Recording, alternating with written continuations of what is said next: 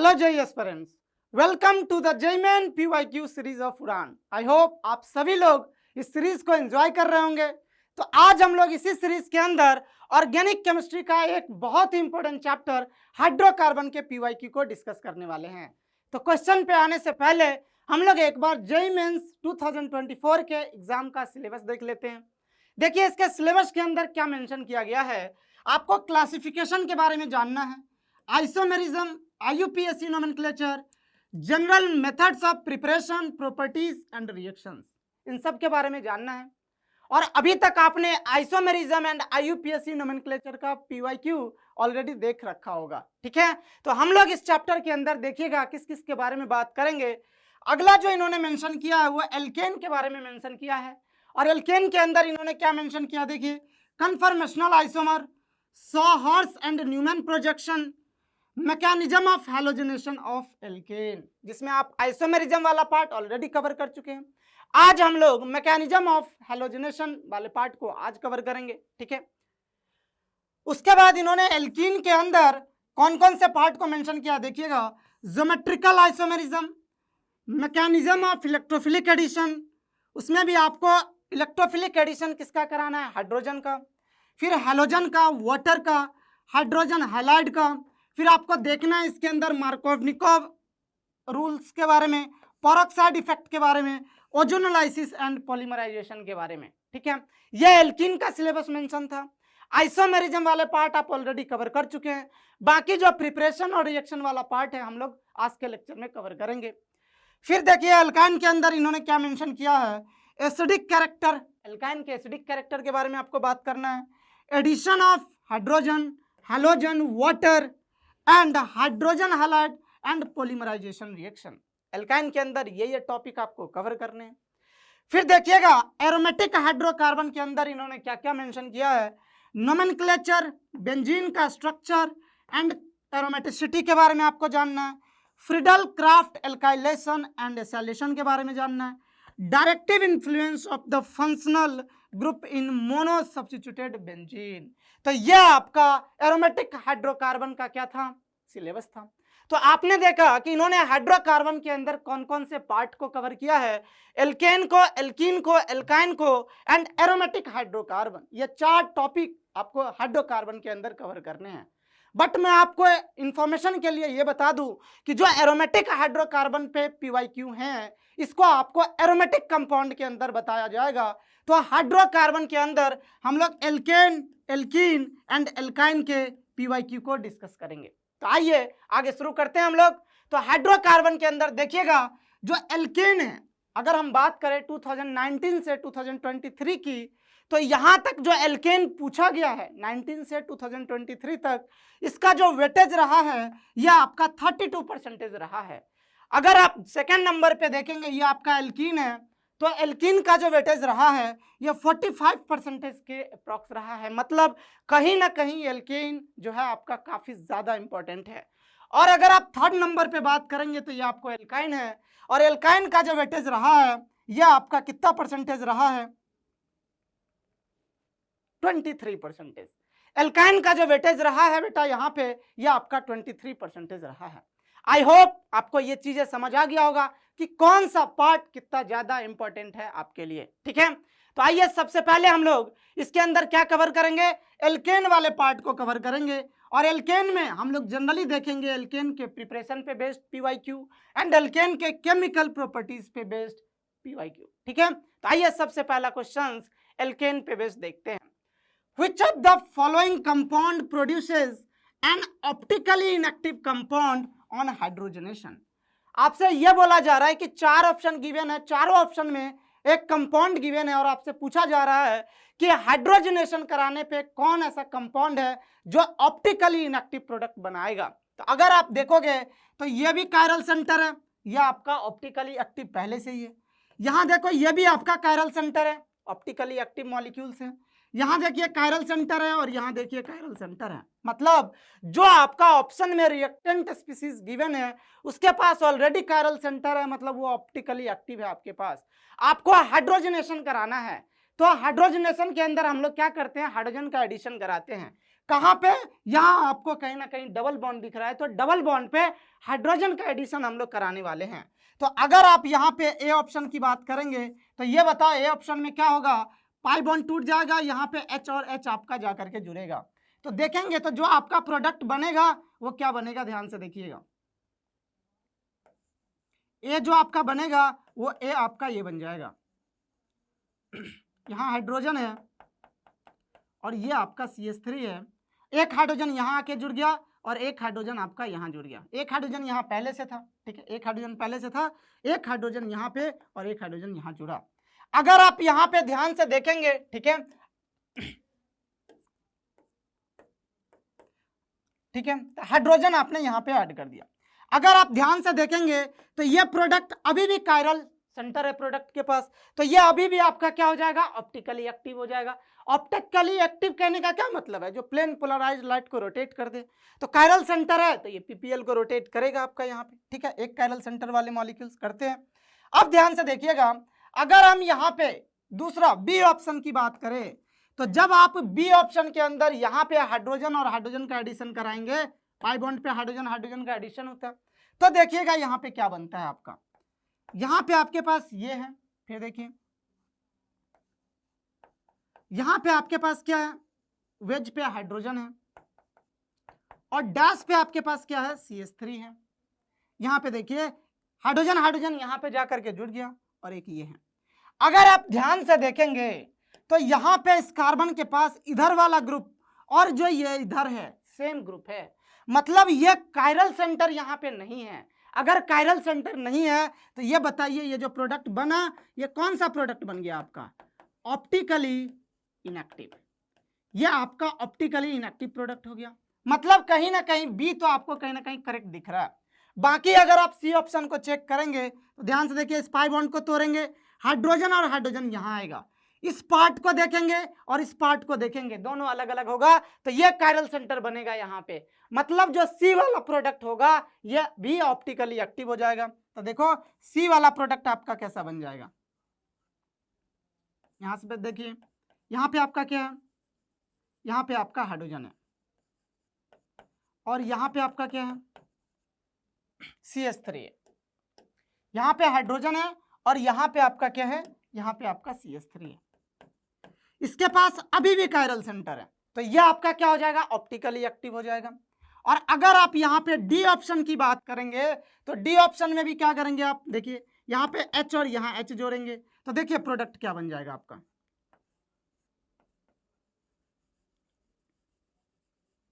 देखो यहाँ पे हाइड्रोजन आ जाएगा, यहाँ पे CH3 आ जाएगा, देखो, और यहाँ पे हाइड्रोजन, देखो यहाँ पे क्या आ जाएगा आपका, हाइड्रोजन और हाइड्रोजन, ये मॉलिक्यूल, ये वाला पार्ट अभी भी अलग है, हाइड्रोजन CH3 तो अलग है ही, तो यहाँ पे अभी भी कायरल सेंटर बन रहा है। मतलब आपका ये वाला जो है ए, ये ऑप्टिकली एक्टिव है, सी भी ऑप्टिकली एक्टिव है, डी भी ऑप्टिकली एक्टिव है, ऑप्टिकली इनएक्टिव कौन सा हो जाएगा आपका बी। तो इसका जो आंसर हो जाएगा ये बी करेक्ट आंसर हो जाएगा। आई होप आपको ये समझ आ गया होगा।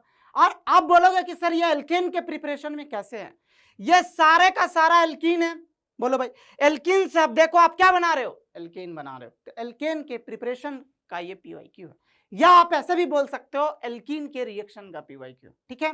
आई होप आपको ये चीजें समझ में आ गया होगा। अब हम लोग चलते हैं नेक्स्ट एग्जाम्पल की तरफ, जो कि आपका केमिकल प्रॉपर्टीज पे बेस्ड है। अब देखिए यहाँ पे क्वेश्चन क्या कह रहा है, इन द फॉलोइंग रिएक्शन, आपके पास ये एल्केन गिवन है, इसमें आप एनहाइड्रस Cl3 और HCl और हीट दे रहे हैं, तो जो आपका मेजर प्रोडक्ट बन रहा है उसके बारे में आपको बताना है।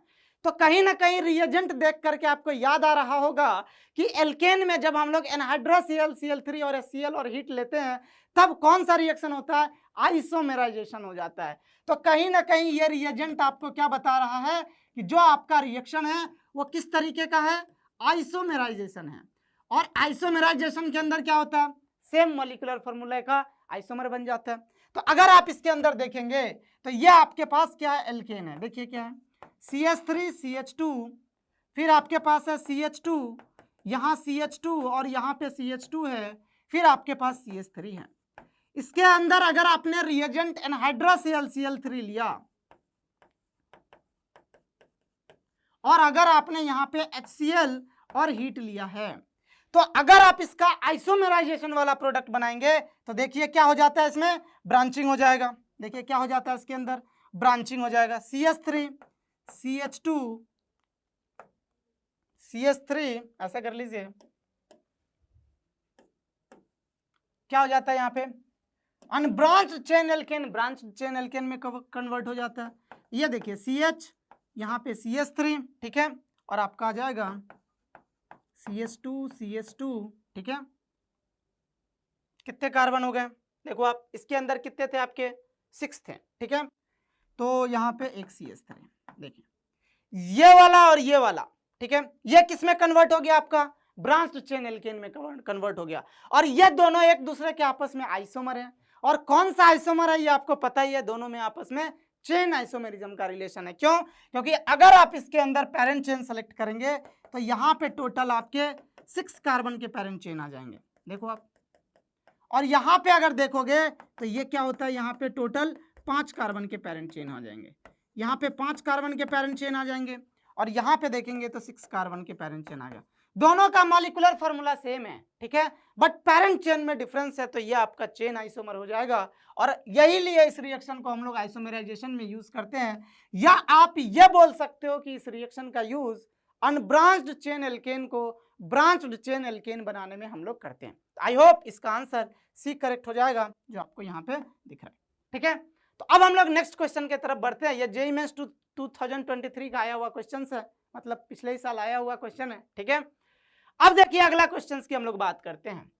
ये number of bromo derivative obtained on treating ethane with access of Br2 in diffused sunlight, कहीं ना कहीं यह हैलोजनेशन रिएक्शन की बात हो रही है। यहाँ पे इथेन आपको लेना है जो कि एल्केन है, और यहाँ पे ब्रोमीन को एक्सेस में लिया गया है। तो ये बताइए आपके पास कौन है, एल्केन में इथेन है। तो देखो इथेन को हम लोग कैसे बना सकते हैं, CH3 CH2 और CH3 CH3, और यहाँ पे आपने क्या लिया है, सनलाइट लिया है, और आपने क्या लिया हुआ है, Br2 लिया हुआ है। आपको बताना है कि नंबर ऑफ ब्रोमो डेरिवेटिव, आपने Br2 को एक्सेस में लिया है, Br2 आपका एक्सेस में है, बोलो भाई। तो जब आपका Br2 एक्सेस में होता है तो क्या होता है, ब्रोमीन जुड़ते चला जाता है। अगर आपका एल्केन एक्सेस में होता है तो मोनो क्या होता है, हेलो डेरिवेटिव प्रोडक्ट बनता है, बोलो भाई। तो यहाँ पे अगर हम इसकी बात करेंगे तो ध्यान से देखिएगा, यहाँ पे क्या बनेगा, सबसे पहला बनाते हैं, मतलब एक Br जुड़ने वाला बनाते हैं। तो Br या तो इस हाइड्रोजन के पास आके जुड़े या इधर से, बात बराबर है, ठीक है।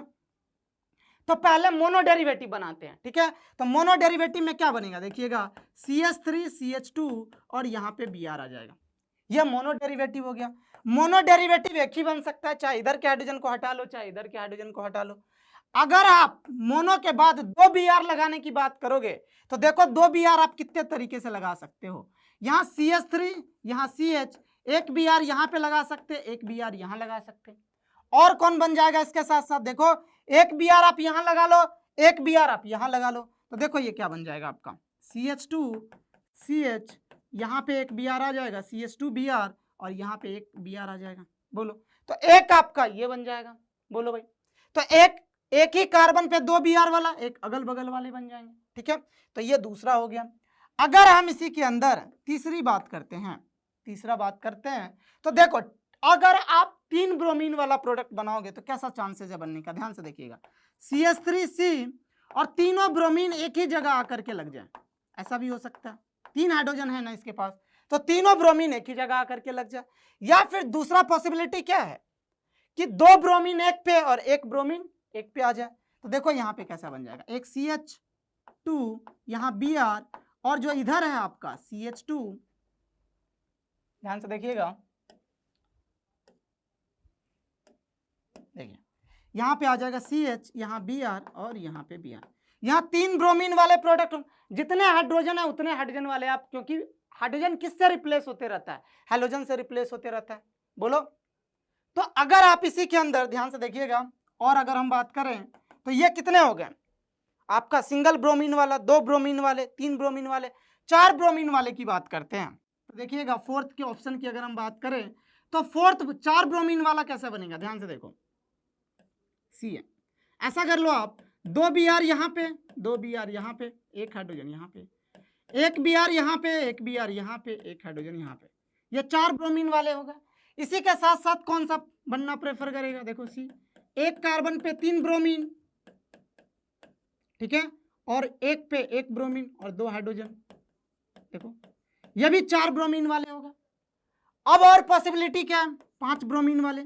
तो 5 ब्रोमीन वाले आप कैसे बनाओगे बताओ, इसके पास एक ही ऑप्शन है, एक कार्बन पे 3 ब्रोमीन और एक कार्बन पे 2 ब्रोमीन और एक हाइड्रोजन बचा रह जाएगा।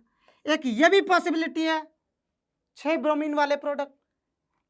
तो देखो इसमें क्या होगा, सारे के सारे हाइड्रोजन रिप्लेस हो जाएंगे आपके ब्रोमीन से।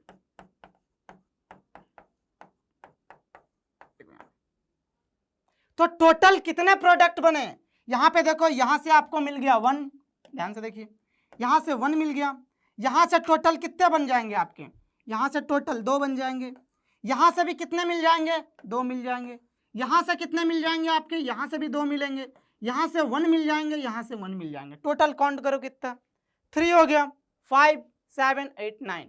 तो इसका जो आंसर आ जाएगा वो टोटल 9 इसका आंसर हो जाएगा। ठीक है, आई होप आपको बहुत अच्छा सवाल था, यह जेईई मेंस 2023 का सवाल है, मतलब पिछले ही साल आया हुआ सवाल है। ठीक है, आई होप आपको यह चीजें बहुत अच्छे से क्लियर हो गया होगा कि हैलोजनेशन के केस में जब हैलोजन को आप एक्सेस में लेंगे तो हाइड्रोजन हटता चला जाता है और वहां पे ब्रोमीन आकर के जुड़ता चला जाता है। ठीक है, तो सारे पॉसिबिलिटी आपको यहाँ पे कवर करने पड़ेंगे। चलिए नेक्स्ट क्वेश्चन की तरफ हम लोग बढ़ते हैं कि maximum number of isomeric monochloro derivative which can be obtained from 2255 tetramethyl hexane by chlorination। ये भी हैलोजनेशन का है। तो एल्केन के अंदर जो सबसे इंपॉर्टेंट पार्ट है वो हैलोजनेशन ऑफ एल्केन वाला पार्ट है, तो ये पार्ट आपको बहुत अच्छे से आना चाहिए। ठीक है, तो 2255 टेट्रामिथाइल हेक्सेन का क्लोरीनेशन करवाना है। ठीक है, तो इसमें आप कैसे प्रोडक्ट बनाओगे, ध्यान से देखिएगा। सबसे पहले तो आप 2255 टेट्रामिथाइल हेक्सेन का स्ट्रक्चर बनाइए। तो देखो क्या होगा, हेक्सेन है मतलब पैरेंट चेन में 6 कार्बन है। ठीक है, देखो 1 2 3 4 5 6। अब देखो 2 पे 2 मिथाइल लगा हुआ है, यहां पे मिथाइल है, यहां पे मिथाइल है। ठीक है, तो यहां पे आपका हाइड्रोजन भी नहीं आएगा, देखो यहां पे आपका क्या होगा, हाइड्रोजन भी नहीं आएगा। अगर आप ये सेकंड हो गया, थर्ड फोर्थ फिफ्थ ये 2 हो जाएगा, यहां भी 2 आ जाएगा, और यहां पे भी आपके क्या है, CH3 हैं और यहां पे CH3 हैं। अगर अब आप ध्यान से देखोगे, ठीक है, तो यहां पे आपके पास क्या हो जाएगा, ध्यान से देखो,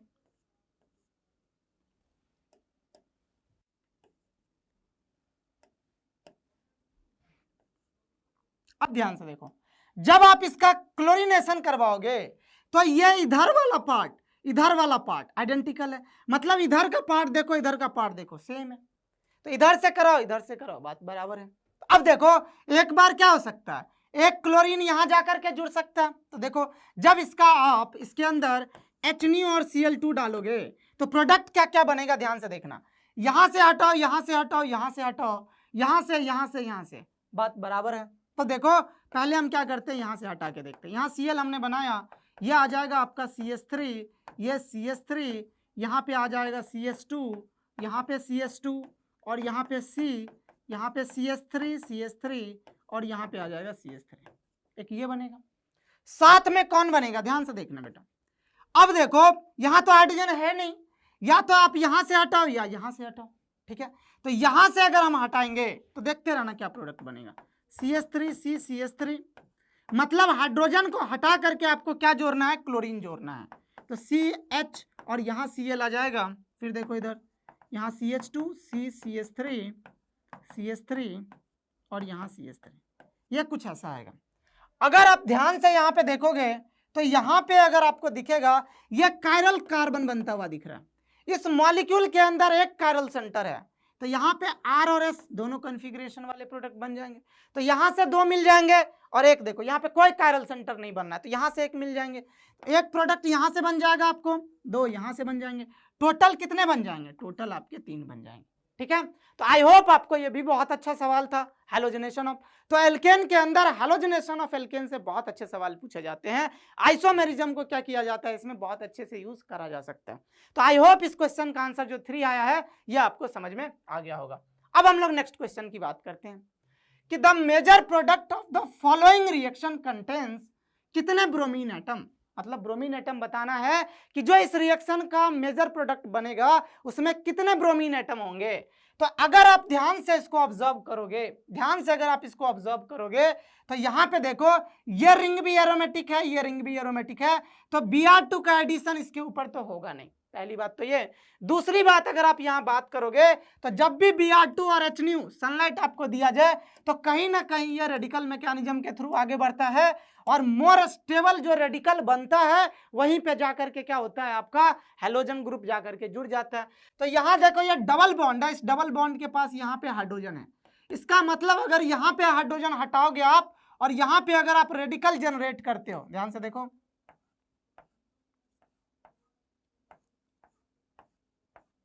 देखिए ऐसा कुछ है आपके सामने, और फिर जो यहाँ पे बना हुआ है ये कुछ इस तरीके का बना हुआ है, देखो तो यहाँ पे रेडिकल बनेगा। अब जो Br डॉट आएगा वो Br डॉट किससे जाकर के जुड़ जाएगा, इस रेडिकल से।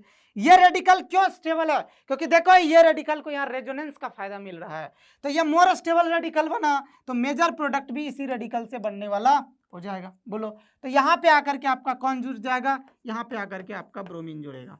तो कितने ब्रोमीन जुड़ेंगे, एक ब्रोमीन जुड़ेंगे। अगर क्वेश्चन में कुछ नहीं लिखा हुआ है तो आपको मान के चलना है मोनोब्रोमो डेरिवेटिव ही बनेगा, ठीक है। आई होप आपको ये चीजें क्लियर हो गया होगा। तो इसका जो आंसर आ जाएगा ये 1 आ जाएगा और यहाँ पे आप फिल कर सकते हैं इसका वैल्यू 1, ठीक है। आई होप ये भी आसान सवाल था और बहुत आसान सवाल आते हैं हैलोजनेशन ऑफ एल्केन पे बेस्ड, ठीक है। तो आई थिंक अब हमें आगे बढ़ना चाहिए नेक्स्ट क्वेश्चन की तरफ। नेक्स्ट क्वेश्चन देखिए क्या है, excess of isobutane on reaction with Br2 in presence of light at 125 degrees Celsius gives which of the following as the major product। 2021 का सवाल है, देखिए क्या कह रहा है। आपको आइसोब्यूटेन को एक्सेस में लेना है और ब्रोमिनेशन करवाना है। आप क्या करोगे, पहले तो आइसोब्यूटेन का स्ट्रक्चर ड्रॉ करने आना चाहिए आपको। तो देखो CH3CH CH3 और यहाँ पे आपके पास है CH3। अगर आप ध्यान से यहाँ पे देखेंगे तो ये ग्रुप जिसके अंदर होता है उसको हम लोग आइसो ग्रुप बोलते हैं। देखो तो यहाँ पे ये जो स्ट्रक्चर बना हुआ है ये आपका आइसोब्यूटेन का स्ट्रक्चर है। आपको इसका ब्रोमिनेशन करवाना है। ये बोला गया है कि जो ये आइसोब्यूटेन है ये आइसोब्यूटेन आपका एक्सेस में लिया गया है, इसका मतलब ये मोनो ब्रोमो डेरिवेटिव प्रोडक्ट बनेगा, ठीक है। तो यहाँ पे बताओ जब इसके अंदर आप HNO और Br2 ले लोगे तो रेडिकल कहाँ बनना पसंद करेगा, आपको क्या बनाना है, मेजर प्रोडक्ट बताना है। मेजर मतलब मोर स्टेबल रेडिकल से बनने वाला प्रोडक्ट। तो ये बताओ यहां से अगर हटाओगे, यहां से अगर आप हटाते हो H से और यहाँ Br जोड़ते हो तो यहाँ पे अगर रेडिकल बना H हटने के बाद तो ये आपका कम स्टेबल होगा। क्यों, क्योंकि ये 1 डिग्री है। बट यहाँ का अगर आप हाइड्रोजन हटाते हो और यहाँ जो रेडिकल बनता है, ध्यान से देखिए, यहाँ से अगर आप हाइड्रोजन हटाते हैं, देखो 2 टाइप के हाइड्रोजन है जिसको आप हटा सकते हो। एक इन तीनों में से कहीं एक जगह से हटाओ या ये 3 डिग्री कार्बन वाले हटाओ। आपको पता है 3 डिग्री कार्बन वाला रेडिकल ज्यादा स्टेबल होता है। तो देखिए अगर 3 डिग्री कार्बन वाला रेडिकल आपका ज्यादा स्टेबल है तो आपका जो मेजर प्रोडक्ट बनेगा वो उसी से बनेगा। बोलो हाँ या ना।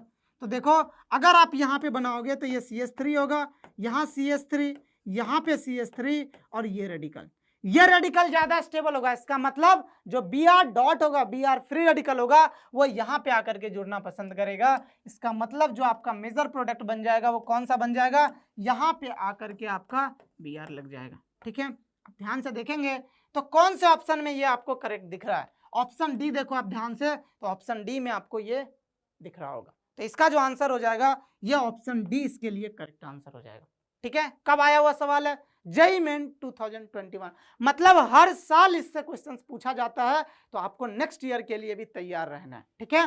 चलिए अब इस पे बेस्ड नेक्स्ट क्वेश्चन की हम लोग बात करते हैं कि presence of which reagent will affect the reversibility of the following reaction and change it to a irreversible reaction. यहाँ पे देखो ये एल्केन है, ये आयोडीन के साथ आप रिएक्शन करवा रहे हो, HNO और रिवर्सिबल। आपको पता ही है कि जो आयोडीनेशन वाला रिएक्शन होता है वो रिवर्सिबल नेचर का होता है, ठीक है। मतलब एल्केन पे जो आयोडीन का आप हाइड्रोजन को हटा करके एडिशन करा रहे हो, ठीक है, तो वो रिएक्शन जो होता है वो रिवर्सिबल नेचर का होता है, और ये रिएक्शन वेरी स्लो होता है, वेरी स्लो, बहुत ही ज्यादा स्लो होता है। अब सवाल यह है कि ये रिएक्शन अगर रिवर्सिबल नेचर का है तो आपको इरिवर्सिबल नेचर करना है, इसका मतलब आपको यह रिएक्शन किसी एक डायरेक्शन में शिफ्टेड होना चाहिए। अब आप यहाँ पे ध्यान से देखोगे तो जब आप एल्केन का आयोडीनेशन कराएंगे तो प्रोडक्ट में क्या बनेगा, एल्काइल आयोडाइड बनेगा और आपका HI बनेगा। बोलो ये लाइन क्लियर है। यहाँ पे अगर आप आयोडीन का ऑक्सीडेशन नंबर देखेंगे तो ये -1 है, जो अपने लोएस्ट ऑक्सीडेशन स्टेट में है। इसका मतलब ये जो HI है ये आपका रिड्यूसिंग एजेंट का काम कर रहा है। बोलो अगर आप यहाँ पे कोई ऑक्सीडाइजिंग एजेंट डाल देंगे तो ये इस रिड्यूसिंग एजेंट से रिएक्शन करेगा, और आपने इक्विलिब्रियम के अंदर ये पढ़ रखा है कि जब आपका कोई रिएक्टेंट या प्रोडक्ट साइड का अमाउंट कम होता है तो वो उसको बढ़ाने की कोशिश करता है। तो आपके पास ढूंढना पड़ेगा इन सब में ऑक्सीडाइजिंग एजेंट कौन है। तो यहाँ पे देखिए कंसंट्रेटेड HiO3 जो है एक स्ट्रॉन्ग ऑक्सीडाइजिंग एजेंट होता है। ये क्या होता है, स्ट्रॉन्ग ऑक्सीडाइजिंग एजेंट होता है। अब ये स्ट्रॉन्ग ऑक्सीडाइजिंग एजेंट क्या करेगा, HI के साथ रिएक्शन करेगा, HI के अमाउंट को कम करेगा, यह रिएक्शन फॉरवर्ड शिफ्ट हो जाएगा और आपका जो रिएक्शन का नेचर होगा वो इरिवर्सिबल नेचर का हो जाएगा। तो आयोडीनेशन जब भी हम कराते हैं और हमें एल्काइल आयोडाइड प्रोडक्ट चाहिए होता है तो उसके अंदर हमको स्ट्रॉन्ग ऑक्सीडाइजिंग एजेंट डालते हैं, जिससे तब जाकर के हमारा एल्काइल आयोडाइड वाला प्रोडक्ट बनता है। बोलो ये लाइन क्लियर है। तो इसका सीधा आंसर हो जाएगा कौन सा, डी ऑप्शन इसका करेक्ट हो जाएगा। देखो इसका डी किस ईयर आया हुआ था, जेईई मेंस 2021। मतलब आप समझ रहे हो हैलोजिनेशन से कितने सवाल पूछे जाते हैं, ठीक है। तो आइए अब हम लोग नेक्स्ट सवाल की बात करते हैं। आपके सामने जो अगला सवाल है, identify A in the given chemical reaction. यहाँ पे आपको एल्केन गिवन है और इसमें आपको मेजर प्रोडक्ट ए के बारे में बताना है। यहाँ पे देखो मोलिब्डेनम का ऑक्साइड लिया गया है और 773 केल्विन और 10 to 20 ATM प्रेशर रखा गया है। तो एल्केन के अंदर जब आप मोलिब्डेनम का ऑक्साइड और इतना टेम्परेचर प्रेशर रखते हो तो आपने पढ़ रखा है ये कौन सा रिएक्शन करेगा, एरोमेटाइजेशन रिएक्शन शो करता है। बोलो एरोमेटाइजेशन। अब ये एरोमेटिक कंपाउंड कैसे बनाएगा, ध्यान से देखिएगा। हम इसको अगर सही से अरेंज करने की कोशिश करें तो ध्यान से देखो कैसे बनेगा। ये देखो हमने ऐसे अरेंज किया, इस कार्बन को यहां हमने डिनोट किया, इस कार्बन को हमने यहां डिनोट किया, इस कार्बन को हमने यहां किया, इस कार्बन को हमने यहां किया, इस कार्बन को हमने यहां पे किया है, ठीक है। और अगर आपने देखो इस कार्बन को हमने ऐसे नंबरिंग कर लेते हैं ना, देखो इसको आपने 1 बोला, इसको 2 बोला, इधर से नंबरिंग कर लो आप।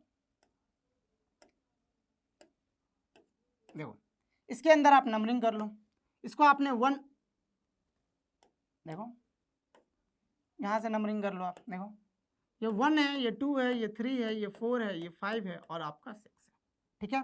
तो ध्यान से देखना, इसको 1 बोलो आप, इसको 2 बोलो, ये 3 हो जाएगा, ये 4 हो जाएगा, ये 5 हो जाएगा और ये आपका 6 हो जाएगा। बोलो ये लाइन क्लियर है या नहीं क्लियर है, पहले ये बताओ। और 2 पे जो जा करके आपका लगा हुआ है, ध्यान से देखिएगा, ये वाला पार्ट हटा दो। 2 पे आपका मिथाइल लगा हुआ है, तो देखो 2 पे हमने क्या किया, एक मिथाइल ग्रुप को जाकर के ऐड कर दिया। देखिए 2 पे आपका क्या है, एक मिथाइल। अब हम इसके अंदर क्या करेंगे, पहले अगर हीट करते हैं तो -FS2 बाहर निकलता है। देखो यहाँ पे क्या होगा, मैं आपको प्रोडक्ट बनाने का तरीका बता रहा हूँ इस केस में। देखो यहाँ पे हाइड्रोजन है, यहाँ हाइड्रोजन, यहाँ हाइड्रोजन, यहाँ पे हाइड्रोजन। बोलो तो यहाँ पे जाकर के कैसा प्रोडक्ट बनेगा, देखो यहाँ से अगल बगल से H2 बाहर निकल जाएगा और आपका क्या बन जाएगा, ध्यान से देखो 6 मेंबर का रिंग बनेगा और यहाँ पे जाकर के आपके पास ये ग्रुप लग जाएगा, ठीक है। अब अगर आप यहाँ पे फिर से अगर आपने हीट कर रखा है, काफी हाई टेम्परेचर है, तो फिर आगे जाकर के क्या होता है बेटा, यहाँ पे जो आपके जितने भी हाइड्रोजन दिख रहे हैं ये सारे हाइड्रोजन यहाँ से क्या होते हैं आपके, ये सारे के सारे हाइड्रोजन यहाँ से हटते हैं, ध्यान से देखो, और ये एरोमेटिक कंपाउंड के अंदर कन्वर्ट हो जाता है। देखो यहाँ हाइड्रोजन, यहाँ हाइड्रोजन, यहाँ हाइड्रोजन, यहाँ पे हाइड्रोजन है, यहाँ हाइड्रोजन, यहाँ हाइड्रोजन, यहाँ हाइड्रोजन और आपका यहाँ पे हाइड्रोजन है।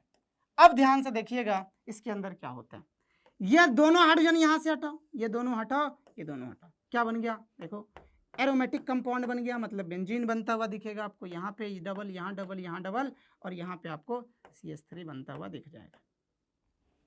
बोलो भैया, ये लाइन क्लियर है या नहीं है? तो जो प्रोडक्ट आपका बनेगा वो ये वाला प्रोडक्ट बनेगा, और इसका जो आंसर आ जाएगा वो डी इसका सही आंसर होगा। आई होप आपको ये चीजें भी समझ आ गया होगा।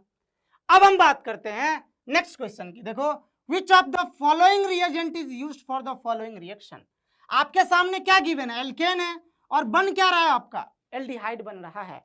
तो आपने एक रिएक्शन पढ़ा होगा कि अगर आपके पास एल्केन है तो अगर आप इसका ऑक्सीडेशन कराते हो, ठीक है, तो आपको अल्कोहल, ध्यान से देखते रहना बेटा, एल्केन के ऑक्सीडेशन से अल्कोहल बना सकते, फिर अगर आप इसका ऑक्सीडेशन कराओ तो एल्डिहाइड बना सकते, और एल्डिहाइड का ऑक्सीडेशन कराओ तो कार्बोक्सिलिक एसिड बना सकते हैं। ठीक है, तो अगर जब भी आपको एल्केन से अल्कोहल चाहिए तो हम लोग copper at high temperature and pressure use करते हैं, मतलब जो बी में रिएजेंट गिवन है वो यूज करेंगे। जब एल्केन से हमें एल्डिहाइड चाहिए होता है तब हम लोग क्या यूज करते हैं, बताओ, तब हम लोग क्या यूज करते हैं, मोलिब्डेनम का ऑक्साइड यूज करते हैं। बोलो भाई कि कौन सा, सी वाला रिएजेंट यूज करते हैं। और जब हमें एल्केन से कार्बोक्सिलिक एसिड चाहिए होता है तब हम लोग मैग्नीज एसीटेट यूज करते हैं, ए वाला रिएजेंट यूज करते हैं। बोलो, और पोटेशियम परमैंगनेट क्या करता है, 3 डिग्री जो आपका अल्कोहल, 3 डिग्री जो एल्केन होता है, मतलब जो ऐसा एल्केन जिसके पास आपका हाइड्रोजन जो होता है वो 3 डिग्री कार्बन से जुड़ा होता है, उसको वो डायरेक्टली अल्कोहल में कन्वर्ट करता है। इसका मतलब अगर आप यहाँ पे ध्यान से देखेंगे तो आपको क्या चाहिए, एल्डिहाइड चाहिए, और एल्डिहाइड चाहिए, इसका मतलब आपको कौन सा लेना पड़ेगा, बताओ, मोलिब्डेनम वाला ऑक्साइड लेना पड़ेगा। ठीक है, तो यहाँ पे देखो इसका सही आंसर कौन हो जाएगा, आपका सही आंसर सी करेक्ट आंसर हो जाएगा। ठीक है, देखो इस क्वेश्चन का जो करेक्ट आंसर आया आपका वो सी हो जाएगा। ठीक है, अगर हम लास्ट क्वेश्चन की बात करें तो ध्यान से देखिएगा, लास्ट क्वेश्चन क्या है एल्केन का, which hydrogen in compound E is easily replaceable during bromination reaction in presence of light. कि जब आप इसका ब्रोमिनेशन कराने जाओगे लाइट के प्रेजेंस में, मतलब जो CH3 है, यहाँ CH2 है, यहाँ CH है, डबल बॉन्ड CH2 है, और H और आपके पास क्या है बेटा, यहाँ पे देखो ब्रोमिनेशन, मतलब आपने Br2 लिया, तो कहाँ का हाइड्रोजन हटना पसंद करेगा। अगर आप यहाँ पे ध्यान से देखोगे, देखो अगर आप यहाँ पे ध्यान से देखेंगे तो यहाँ पे अगर हाइड्रोजन हटाते हो आप तो जो रेडिकल बनेगा वो रेजोनेंस स्टेबलाइज बनेगा। तो ये कार्बन का नाम गामा है, इसका डेल्टा है, इसका बीटा है, और यहाँ पे अल्फा है। सबके पास हाइड्रोजन है, लेकिन जो फ्री रेडिकल स्टेबल बनेगा, ध्यान से देखना कौन सा फ्री रेडिकल स्टेबल बनेगा, यहाँ रेडिकल आएगा, यहाँ CH डबल बॉन्ड CH2 आएगा। बोलो, ये रेडिकल बनेगा, और ये रेडिकल रेजोनेंस स्टेबलाइज हो रहा है। इसका मतलब कौन सा हाइड्रोजन हटना पसंद करेगा, गामा कार्बन से जुड़ा हुआ हाइड्रोजन हटना पसंद करेगा। ठीक है, तो ये जो है बेटा इसका आंसर बी करेक्ट हो जाएगा।